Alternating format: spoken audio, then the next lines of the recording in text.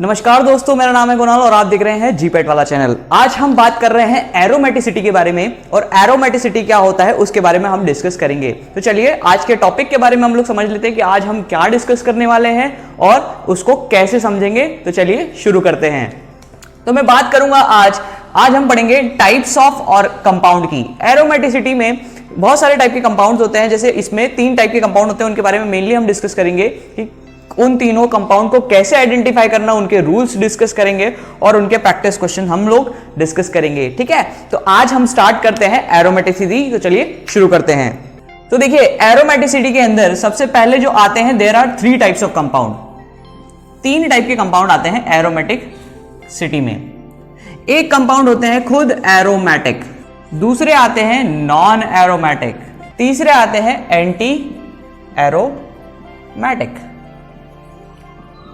अगर आप जीपैट और नाइपर एग्जाम्स की बात करें तो एरोमेटिसिटी से इसमें डायरेक्ट क्वेश्चन आते हैं। वहीं अगर मैं फार्मासिस्ट और ड्रग इंस्पेक्टर की बात करें तो उसके अंदर ये क्वेश्चंस बिल्कुल आप मान के चलिए ये नहीं आते हैं।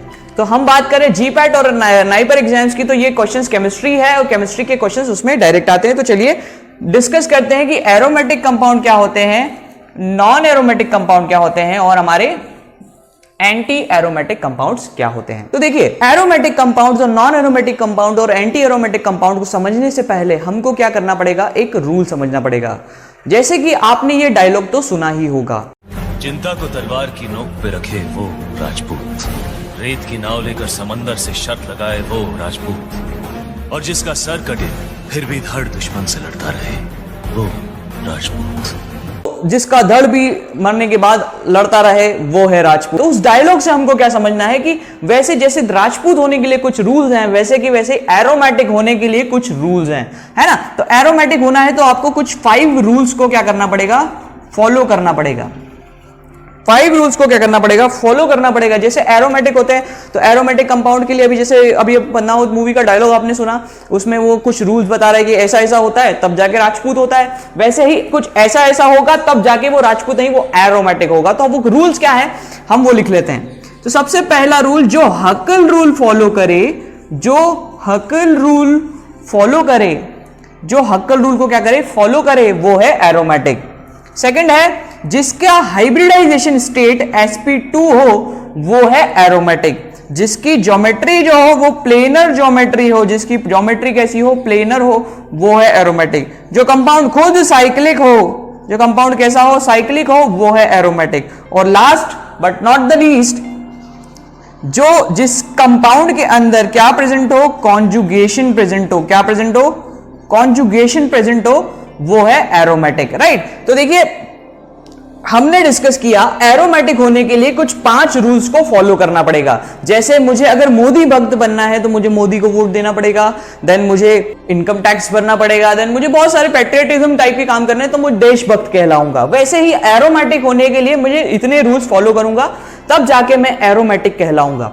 वही बात करें अगर एंटी एरोमेटिक की, मैं एंटी एरोमेटिक में हकल रूल फॉलो नहीं करूंगा, फर्स्ट रूल फॉलो नहीं करूंगा, लेकिन नीचे के चारों रूल्स फॉलो करता हूं, तब जाके मैं कंपाउंड कैसा हो जाऊंगा, एंटी एरोमेटिक हो जाऊंगा। तब जाके मैं कंपाउंड कैसा हो जाऊंगा, एंटी एरोमेटिक हो जाऊंगा। वहीं पे बात करें अगर नॉन एरोमेटिक की, तो या तो सारे नहीं फॉलो करूं, या तो सारे नहीं फॉलो करूं, या कोई 2 नहीं फॉलो करूं, ठीक है, या कोई 3 नहीं फॉलो करूं। तो अपन यहां पर एक स्टेटमेंट लिख लेते हैं, है ना, एक स्टेटमेंट लिख लेते हैं यहां पर कि स्टेटमेंट क्या लिख लेते हैं, इफ 2 और मोर नॉट फॉलो, 2 या 2 से ज्यादा जब नहीं फॉलो होते, 2 या 2 से ज्यादा नहीं, देखो कोई भी 2 फॉलो नहीं हो तो सीधा वो कैटेगरी जाएगी नॉन एरोमेटिक की। जैसे मान लीजिए हकल रूल फॉलो नहीं हुआ और sp2 हाइब्रिडाइजेशन नहीं हुआ लेकिन नीचे के सारे हो गए तो वो नॉन एरोमेटिक कंपाउंड हो जाएगा। वही बात करें अगर हकल रूल फॉलो हो गया लेकिन नीचे के सारे कंपाउंड नहीं फॉलो हुए तो भी वो किस में हो जाएगा, है ना, तो भी वो किस में जाएगा, इसमें ही जाएगा। क्यों बता रहा हूं, क्योंकि सिर्फ आपको ये याद रखना है कि अकेला एंटी एरोमेटिक अकेला ऐसा कंपाउंड है जिसमें सिर्फ हकल रूल फॉलो नहीं होगा लेकिन सारे रूल फॉलो होंगे। अब बच्चों आप लोग सोच रहे होंगे कि सर आपने ये सारी चीजें तो बता दी, ये सारी चीजें तो बता दी, लेकिन इन सब चीजों का यूज क्या है, इन सब चीजों का मतलब क्या है, तो वो चलिए हम डिस्कस करते हैं। तो देखिए बात कर रहा हूं मैं इन सब्जेक्ट्स के बारे में। तो देखिए एरोमेटिसिटी के अंदर 3 टाइप के कंपाउंड होते हैं, और अगर एग्जाम पॉइंट ऑफ व्यू से हम बात करें, एग्जाम पॉइंट ऑफ व्यू से आपको क्वेश्चंस जो है वो इसी पे आता है कि बताइए, कोई स्ट्रक्चर दे देंगे और उनसे पूछेंगे कि भैया ये एरोमेटिक है, नॉन एरोमेटिक है या एंटी एरोमेटिक है, ठीक है, इनके बारे में ही आपसे पूछेंगे। अब आपको पहचानना कैसे है, तो आपको मैं ये जो रूल सिखा रहा हूं इस वीडियो में, आपको उसी से आपको प्रैक्टिस करनी है कि भैया 5 रूल्स देखना है, ये 5 रूल्स देखना है। 5 रूल्स को देखने के बाद आपको लिस्ट बनानी है कि 5 रूल्स अगर फॉलो हो गए तो एरोमेटिक, 5 में से फर्स्ट रूल फॉलो नहीं हुआ तो एंटी एरोमेटिक, और कोई 2 या 2 से ज्यादा नहीं फॉलो हुआ तो नॉन एरोमेटिक। इसकी प्रैक्टिस करते हैं। अब ये रूल्स क्या होते हैं, पहले इनको रूल्स को समझते हैं। रूल जैसे ही समझ में आ जाएंगे वैसे ही आपको क्वेश्चंस की मैं प्रैक्टिस करवा दूंगा। ये आप मान के चलिए ये टॉपिक अकेला एक ऐसा टॉपिक है जिसका वेटेज हर साल एक क्वेश्चन जीपैट में इसका जरूर आता है, ठीक है, तो हमको ये पढ़ना भी बहुत जरूरी है। चलिए शुरू करते हैं। सबसे पहले बात करता हूं हकल रूल की। हकल रूल है क्या? एक्चुअली एक हकल अंकल करके एक साइंटिस्ट हुआ करते थे, उन्होंने रूल दिया 4n+2 पाई इलेक्ट्रॉन हमारे सिस्टम में होंगे। दैट मींस इतने इलेक्ट्रॉन अगर प्रेजेंट है तो हकल रूल क्या हो जाएगा, हमारा रूल हो जाएगा फॉलो, हमारा रूल क्या हो जाएगा, फॉलो हो जाएगा। और ये नहीं हुए तो इसका मतलब नहीं होगा। अब यहां पे n की वैल्यू क्या है, तो देखो n की वैल्यू कुछ नहीं है, n एक इंटीजर है, आप इसको ऐसा रख सकते हैं, n एक नेचुरल नंबर है, 0 हो सकता है, 1 हो सकता है, 2 हो सकता है, 3 हो सकता है, 4 हो सकता है, 5 हो सकता है, एंड सो ऑन हो सकता है। तो हम एक काम करते हैं, n की वैल्यू पुट करते हैं इस फॉर्मूले में और कुछ वैल्यूज लिख लेते हैं, और ये वैल्यूज अपन क्या कर लेंगे, साइड में नोट कर लेंगे, ठीक है। अगर मैं n की वैल्यू क्या रखता हूं, मैं यहां नोट कर रहा हूं साइड में, if n is equal to 0, if n equal to 0 तो 4 इंटू 0 कितना हुआ, 4 इंटू 0 प्लस 2 पाई इलेक्ट्रॉन, तो कितना हुआ 4 इंटू 0 तो 0, कितने पाई इलेक्ट्रॉन है, 2 पाई, तो यहां लिख दिया मैंने 2 पाई इलेक्ट्रॉन, राइट। इसके बाद अगर n इक्वल टू 1 रखा तो 4 इंटू 1 प्लस 2, इतने पाई इलेक्ट्रॉन होना चाहिए ना, कितना है 4 1 6 pi electron, n equal to 1 रखेंगे तो 6 पाई इलेक्ट्रॉन आ जाएगा।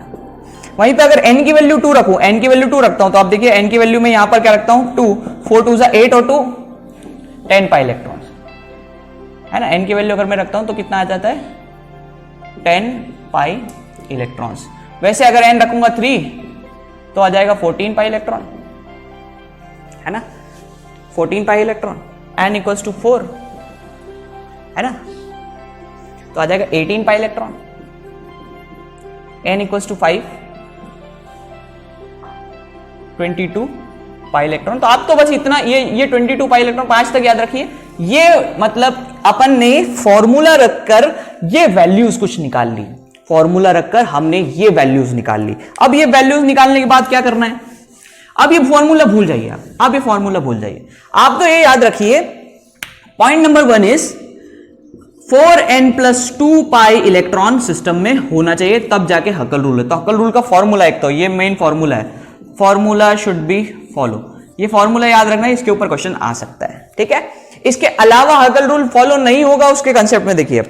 अब मैं एक काम करता हूं, आपको एक एग्जांपल देता हूं। मान लीजिए आपके सामने ये कुछ स्ट्रक्चर प्रेजेंट है, ठीक है, ये कुछ स्ट्रक्चर प्रेजेंट है। मैं फॉर्मूले को समझाने के लिए आपको और कुछ चीजें समझाना चाहता हूं कि मान लीजिए डबल बॉन्ड जो होता है, उस एक डबल बॉन्ड के अंदर, मतलब अगर मैं लिख रहा हूं 1 double bond contains 2 pi electron, 1 double bond contains 2 pi electron. ये याद रखना है आपको। कैसे याद रखोगे, देखो ये तो सिग्मा बॉन्ड है, ये पाई बॉन्ड है, ऑलरेडी हम वीडियो देख चुके हैं। ये सिग्मा बॉन्ड है, ये पाई बॉन्ड है। पाई बॉन्ड के यहां पर और यहां पर 2 इलेक्ट्रॉन प्रेजेंट है, तो एक पाई बॉन्ड में कितने इलेक्ट्रॉन, 2 इलेक्ट्रॉन। एक पाई बॉन्ड में कितने इलेक्ट्रॉन, 2 इलेक्ट्रॉन। वहीं पे बात करो एक लोन पेयर के अंदर, लोन पेयर ऐसे दो डॉट से डिनोट करते हैं, एक लोन पेयर के अंदर कितने पाई इलेक्ट्रॉन, 2 पाई इलेक्ट्रॉन। वहीं पे बात करो एक नेगेटिव चार्ज के अंदर, एक नेगेटिव चार्ज के अंदर कितने पाई इलेक्ट्रॉन, 2 पाई इलेक्ट्रॉन, और एक पॉजिटिव चार्ज के अंदर 0 पाई इलेक्ट्रॉन। तो ये कुछ चीजें आपको याद रखनी है, एक तो ये वाली टेबल और एक ये वाली टेबल। जल्दी से आप इनका स्क्रीनशॉट ले लीजिए, फिर मैं आपको इसकी प्रैक्टिस करवाता हूं।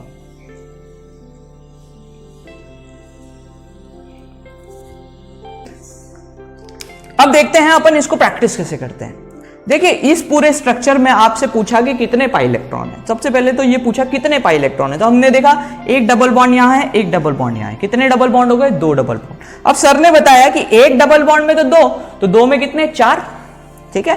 तो इसको या तो ऐसे कैलकुलेट कर लो कि इसमें 4 पाई इलेक्ट्रॉन है, या फिर अपन एक काम करते हैं, इसमें ऐसे कैलकुलेट करते हैं कि इधर कितने डॉट होता है, 1 2 3 और ये 4, तो 4 पाई इलेक्ट्रॉन इसके अंदर प्रेजेंट है। ये बहुत आसान तरीका है, डॉट्स गिन लो और आप बता दो इसके अंदर 4 पाई इलेक्ट्रॉन है।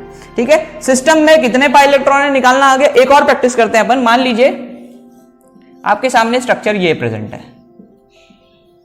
है ना, आपके सामने ये स्ट्रक्चर ये प्रेजेंट है। अब आपको इसके अंदर प्रैक्टिस करनी है, इसके अंदर प्रैक्टिस करनी है। तो आपने देखा कि यहां पर 1 2 3 और ये 4 और ये 5 और ये 6, तो कितने पाई इलेक्ट्रॉन हो गए, 6 पाई इलेक्ट्रॉन। तो यहां कैलकुलेट करना आ गया आपको कि भैया पाई बॉन्ड कैसे कैलकुलेट करते हैं सर, ये पता चल गया हमको।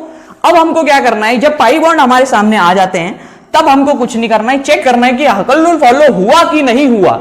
अब हकल रूल फॉलो हुआ कि नहीं हुआ के लिए अपन क्या करते हैं, एन की वैल्यू भूल जाना है ना, एन भूल जाओ आप तो ये याद रखो 2 6 10 14 18 22, आप ये वैल्यू याद रख लो। 2 के बाद 6 फिर 10 फिर 14 18 22, ये नंबर याद रख लो, ये वैल्यू याद रख ली। अब देखिए 4 पाई इलेक्ट्रॉन, क्या हमारी लिस्ट में 4 पाई इलेक्ट्रॉन आता है, नहीं सर नहीं आता है, तो हकल रूल फॉलो नहीं हुआ। तो यहां पे अपन लिख सकते हैं इट नॉट फॉलो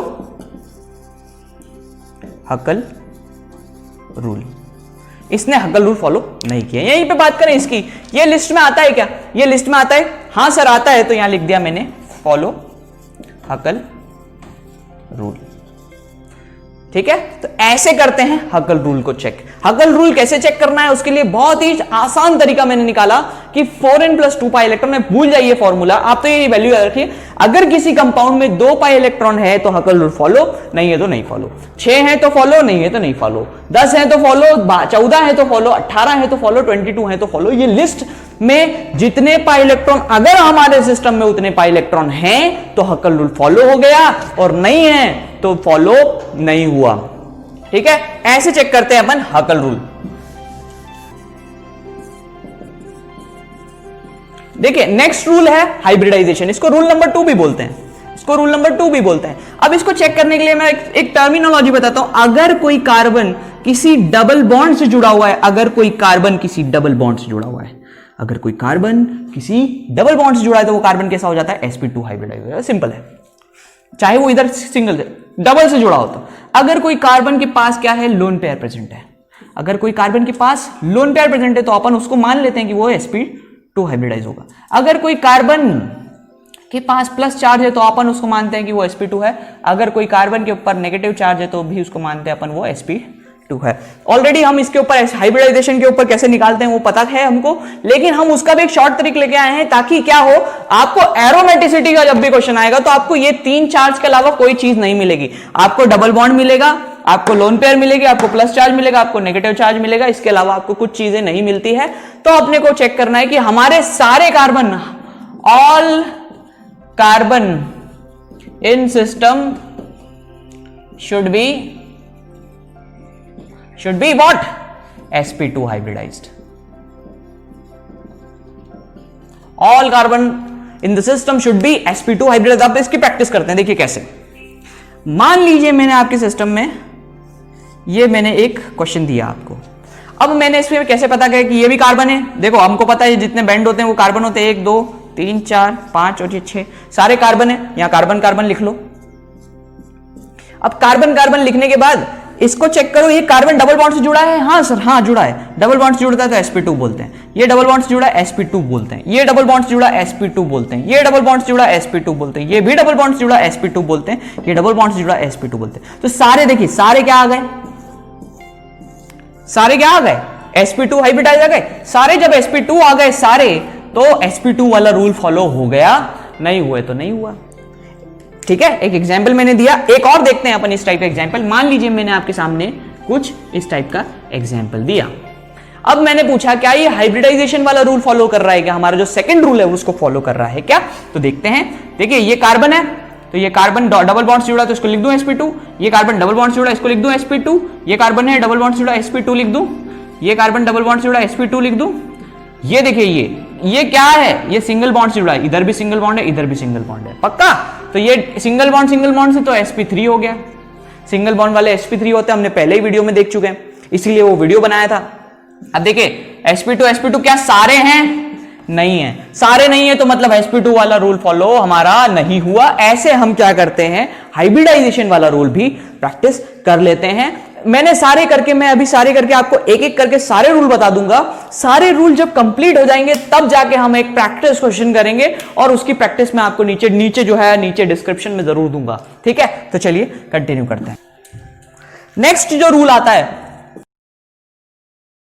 नेक्स्ट जो रूल आते हैं वो 3 रूल है हमारे, एक है प्लेनर, एक है साइक्लिक, एक है कॉन्जुगेशन। हमारा सिस्टम कैसा होना चाहिए? प्लेनर होना चाहिए। हमें पता है कि अगर हमारा कंपाउंड अगर sp2 हाइब्रिडाइज होता है, अगर हमारा कंपाउंड sp2 हाइब्रिडाइज होता है तो उसकी ज्योमेट्री जो होती है वो प्लेनर होती है, ट्राइंगुलर प्लेनर बोलते हैं। sp2 की ज्योमेट्री कैसी होती है? प्लेनर। sp3 की होती है टेट्रागोनल और sp की होती है लीनियर। तो हमको तो किससे मतलब है? हमको हमारी sp2 वाली से मतलब है, क्योंकि वो प्लेनर होना चाहिए। तो अभी हमने ये चेक किया कि मान लीजिए अगर इस कंपाउंड की बात करूं, मैं यहां पर नेगेटिव चार्ज लगा देता हूं, यहां पे पॉजिटिव डबल बॉन्ड लगा देता हूं। तो अब इसकी अपन क्या करते हैं? ज्योमेट्री चेक करते हैं। कैसे? देखिए sp2 है, डबल बॉन्ड से जुड़ा है, ये sp2 है, डबल बॉन्ड से जुड़ा है, ये sp2 है, डबल बॉन्ड से जुड़ा है, ये sp2 है, डबल बॉन्ड से जुड़ा है, ये नेगेटिव चार्ज से जुड़ा है, ये भी sp2 हो गया ना। अब देखो सारे sp2 हो गए। अब सारे sp2 हो गए तो हाइब्रिडाइजेशन तो sp2 हो गई, और अगर हाइब्रिडाइजेशन sp2 हो गई तो ज्योमेट्री भी कैसी हो गई? प्लेनर हो गई। तो इसकी ज्योमेट्री कैसी हो गई? प्लेनर। मतलब अगर कोई कंपाउंड sp2 फॉलो करेगा तो वो प्लेनर भी हो जाएगा। ये हमको 3rd नंबर रूल से पता चला। साइक्लिक रूल चेक करने के लिए कोई आसान तरीका है। अगर कोई कंपाउंड का फर्स्ट नंबर से कनेक्ट होके वापस फर्स्ट नंबर पे आ जाता है, एग्जाम्पल के तौर पे मान लीजिए मैंने ये कंपाउंड बनाया, ठीक है, मान लीजिए मैंने ये कंपाउंड बनाया और एक ये कंपाउंड बनाया,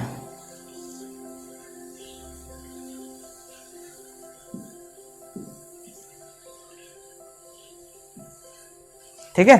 अब देखिए दोनों कंपाउंड में मैं क्या करता हूं? नंबर कर लेता हूं। यहां लिखा 1 2 3 4 5 6। तो देखो 1 और 6 के बाद वापस 1 रिपीट हो गया, मतलब साइक्लिक है। देखो 1 कंप्लीट हुआ और वापस से 1 पे आ गया, 1 से चालू हुआ और वापस 1 पे आ गया, 1 से चालू हुआ वापस 1 पे आया, तो कंपाउंड साइक्लिक। अब देखिए वापस 1 2 3 4 5 6 7, ठीक है। 7 के बाद कहां जा रहा है? 1 पे जा ही नहीं रहा है, नहीं जा रहा ना 1 पे वापस। तो 1 से शुरू हुआ लेकिन वापस 1 पे नहीं पहुंचा, तो साइक्लिक नहीं, ए साइक्लिक। तो ये कंपाउंड हो गया ए साइक्लिक और ये कंपाउंड कैसा हो गया? साइक्लिक। तो साइक्लिक पहचानने के लिए क्या करना है? 1 से शुरू हुआ तो वापस 1 पे खत्म होना चाहिए, 1 से शुरू हुआ वापस 1 पे खत्म होना चाहिए, तब जाके उस कंपाउंड को बोलते हैं अपन साइक्लिक।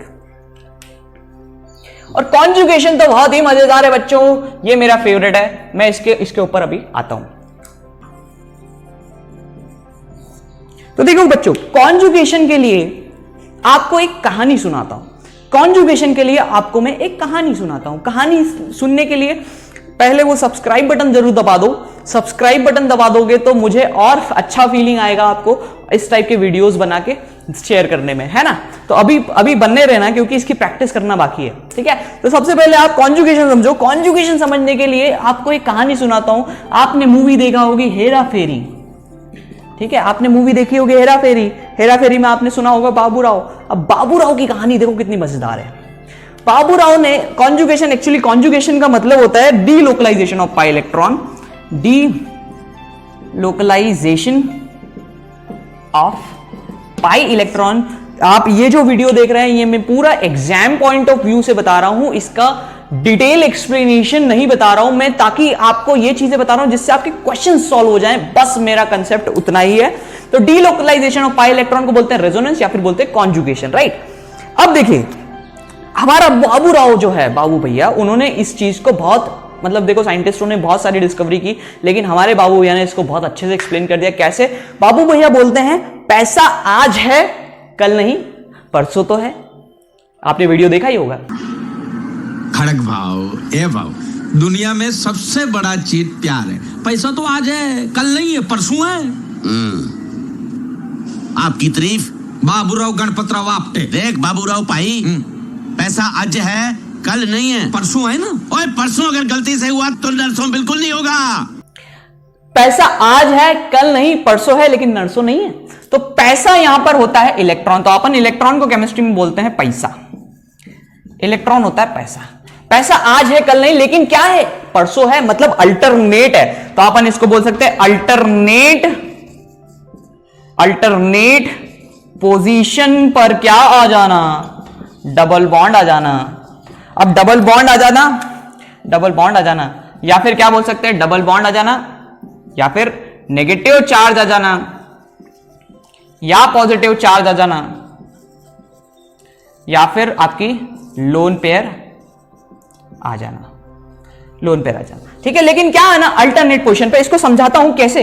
अल्टरनेट पोजीशन पे क्या आना चाहिए, डबल बॉन्ड या नेगेटिव चार्ज या लोन पेयर। कैसे देखिए, मान लीजिए डबल बॉन्ड फिर सिंगल बॉन्ड हुआ, फिर डबल बॉन्ड फिर सिंगल बॉन्ड हुआ, फिर डबल बॉन्ड फिर सिंगल बॉन्ड। देखिए अल्टरनेट पोजीशन पे आ रहा है डबल बॉन्ड सिंगल बॉन्ड, ऐसे चलना है, double bond single bond double bond single bond double bond single bond. ठीक है, मतलब इसका मतलब हुआ इसके अंदर क्या प्रेजेंट है, कॉन्जुगेशन अल्टरनेट पोजीशन पे आना चाहिए, एक साथ नहीं आना चाहिए। जैसे double bond single bond double bond double bond double single bond double bond.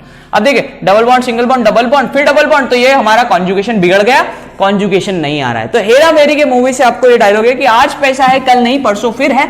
अब इसको और अच्छे से अपन question exam point of view से समझते हैं कि डबल बॉन्ड आया, सिंगल बॉन्ड आ जाए, उसके बाद या तो कोई चार्ज आ जाए, प्लस चार्ज आ जाए, फिर सिंगल बॉन्ड या नेगेटिव चार्ज आ जाए, या सिंगल बॉन्ड या लोन पेयर, मतलब कोई भी आ जाए, इनमें से कोई भी आ जाए, लेकिन कैसा आना चाहिए, अल्टरनेट पोजीशन पे आना चाहिए, तब जाके उसको बोलता हूं वो सिस्टम कैसा है, कॉन्जुगेटेड सिस्टम है। वो सिस्टम कैसा है, कॉन्जुगेटेड सिस्टम है। ये मैं जो बता रहा हूं एरोमेटिसिटी, इसमें सीएसआईआर नेट पे क्वेश्चन आते हैं, इसमें जीपैट एग्जाम्स में क्वेश्चन आते हैं, इसमें नाइपर एग्जाम्स में क्वेश्चन आते हैं, और गेट केमिकल साइंसेस में भी इसमें क्वेश्चन निकल के आते हैं। अब इससे क्या करते हैं, देखिए कॉन्जुगेशन निकालना तो बता दिया मैंने, अल्टरनेट पोजीशन पर। अब प्रैक्टिस कर लेते हैं। प्रैक्टिस कैसी, देखिए कॉन्जुगेशन कैसे निकालना। मान लीजिए एग्जांपल मैंने आपको दिया ये वाला, और आपसे पूछा इसके अंदर कॉन्जुगेशन है या नहीं। एक एग्जांपल ये भी दिया और आपसे पूछा इसके अंदर कॉन्जुगेशन है या नहीं। तो सबसे पहले ए वाला देखते हैं। देखिए डबल बॉन्ड सिंगल बॉन्ड, इधर चलते हैं, double bond single bond double bond, yes single bond single bond. तो देखो अपन लिख लेते हैं डी एस एस, तो अपने को क्या आना चाहिए, double bond single bond double bond single bond double bond single bond, ऐसा आना चाहिए, डीएस डीएस डीएस डीएस आना चाहिए। लेकिन यहां पे क्या रहा है, डी एस एस आ रहा है, मतलब कॉन्जुगेशन नहीं है इसके अंदर, इसके अंदर कॉन्जुगेशन नहीं है।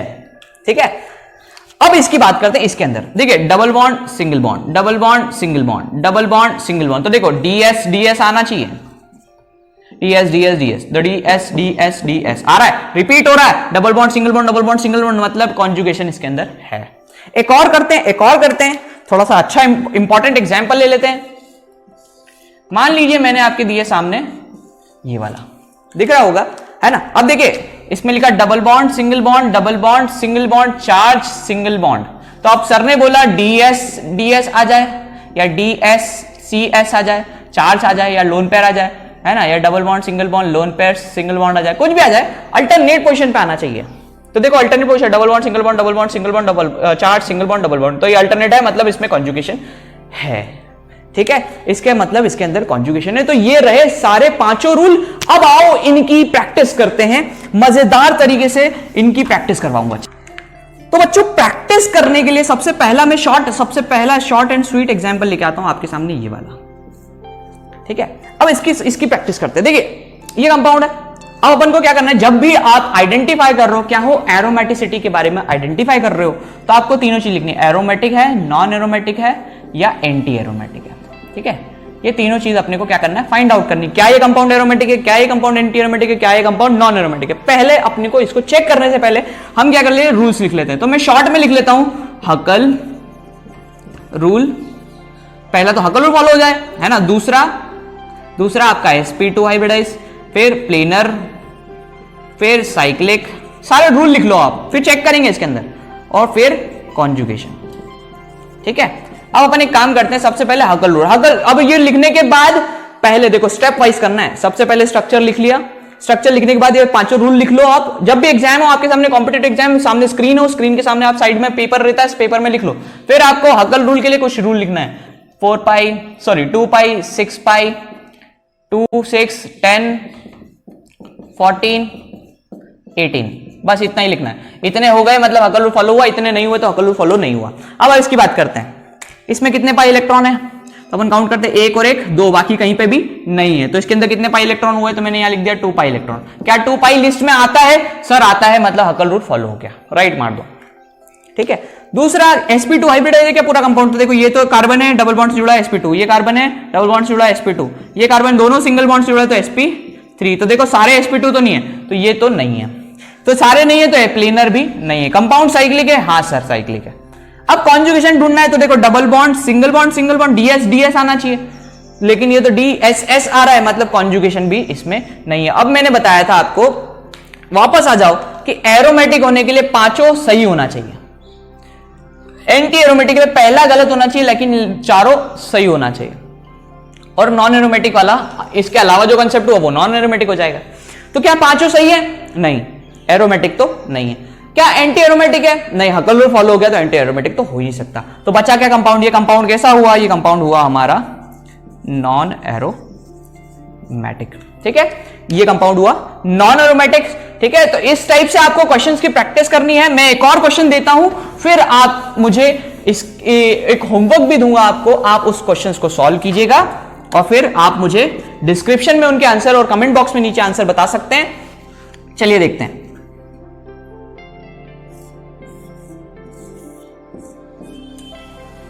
दो तीन क्वेश्चन मैं प्रैक्टिस करवा देता हूं जो एग्जाम में आते हैं।